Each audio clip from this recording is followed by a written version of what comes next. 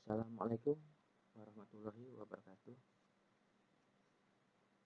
Salam sejahtera dan keselamatan bagi kita semua. Baik, untuk mata kuliah statistika pertemuan kedua kita bahas mengenai notasi sigma dan dasar-dasar statistika.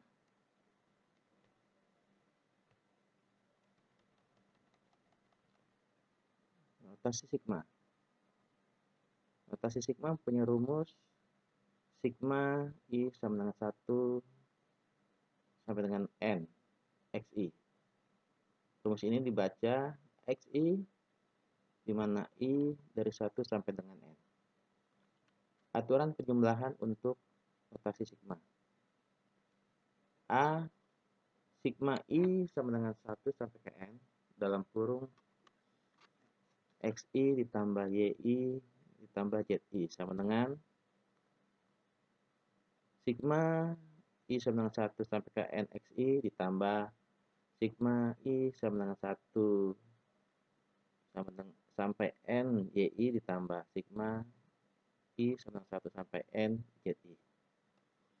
Kemudian yang ke B adalah sigma I sama dengan 1 sampai N K XI sama dengan K sigma I sama dengan 1 sampai N XI. Karena K merupakan bilangan konstan, maka K bisa dipindahkan ke depan sigma.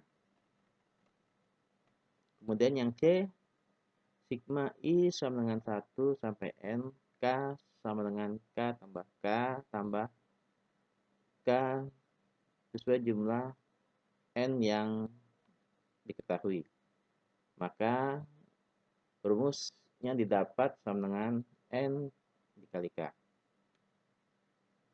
Yang D, sigma I sama dengan 1 sampai N dalam kurung XI dikurang K kuadrat sama dengan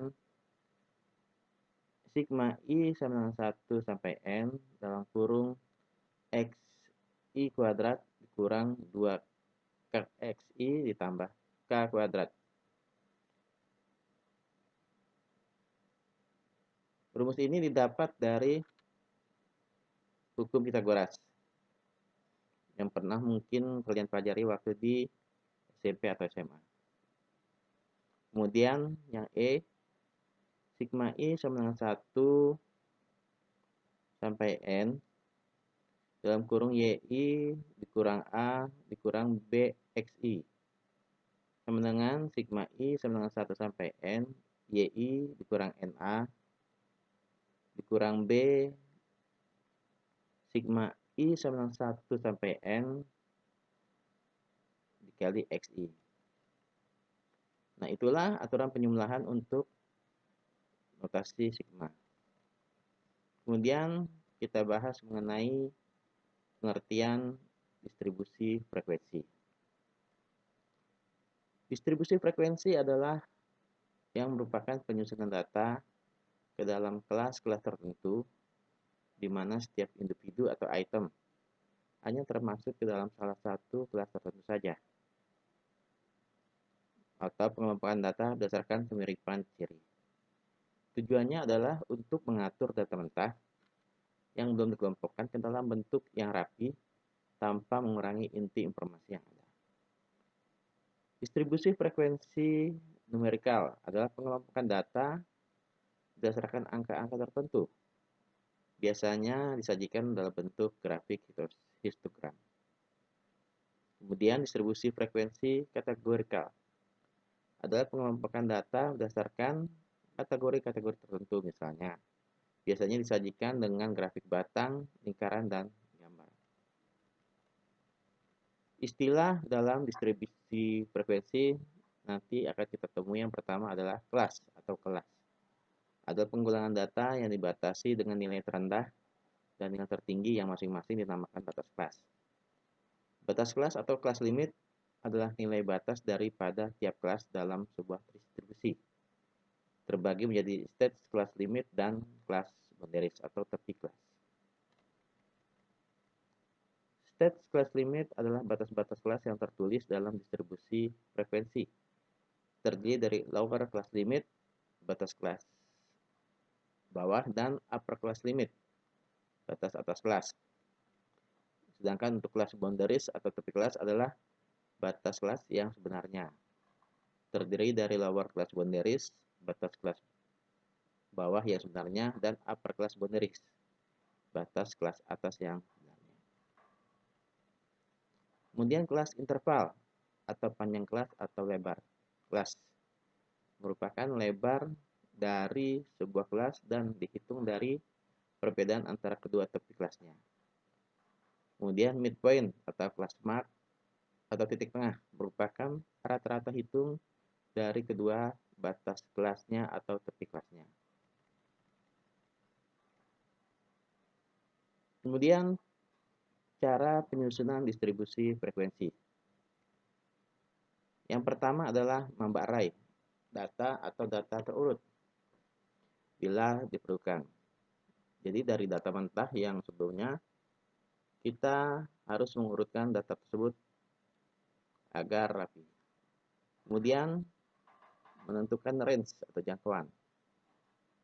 Jangkauan adalah selisih antara nilai yang terbesar dengan nilai yang terkecil, di mana rumusnya untuk menentukan range simbolnya ada R sama dengan X max dikurang X min.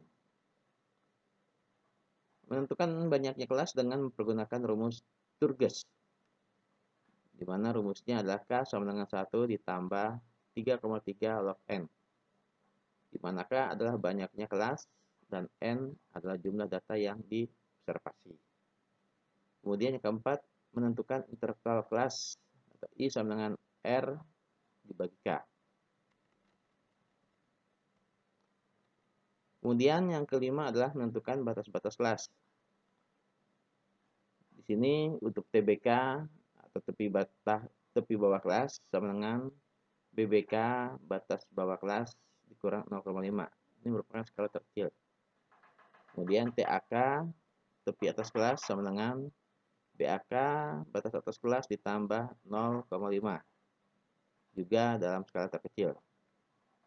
Untuk panjang interval kelas sama dengan TAK dikurang TBK.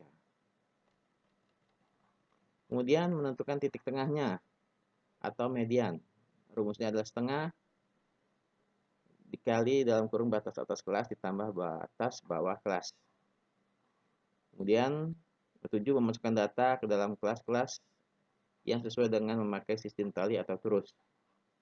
Yang kedelapan, menyajikan distribusi frekuensi, isi kolom frekuensi sesuai dengan kolom tali dan turus. Untuk ini nanti akan saya tambahkan contohnya di dalam Excel agar kalian dapat lebih jelas mengerti. Kemudian di halaman slide 11 ada contoh. Diketahui data mentah. Data ini masih data yang belum dikelompokkan.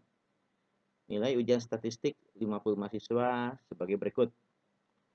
Ditanyakan, buatlah distribusi frekuensi untuk data ini. Nah, nanti seperti yang tadi saya informasikan, data ini akan kita buat contoh dalam membuat distribusi frekuensi.